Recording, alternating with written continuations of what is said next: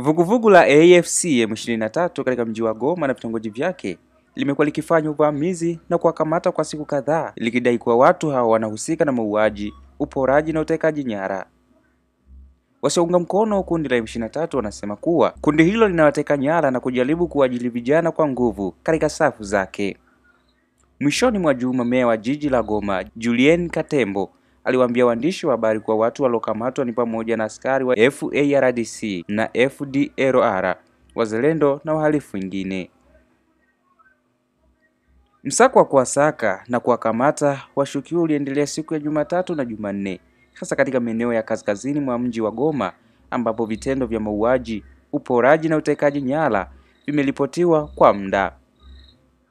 Katika wiki chache zilizopita zaidi ya mauaji 10 yameripotiwa katika jiji la Goma.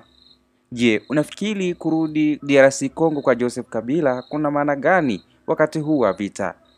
Mzozo wa DRC Congo, kwa nini jeshi la Congo haliwezi kulinda eneo la mashariki? Na je, utajiri wa madini ndio imegeuza DRC Congo kuwa eneo la vita? Dondosha komenti yako chini, mtazamaji wa Jimbi TV, utuambie unahisi ni nini kinachowasumbua na kuwatesa DRC Congo mpaka leo. Langu jina ni Wilson Johnny na hii ni Jimbi TV.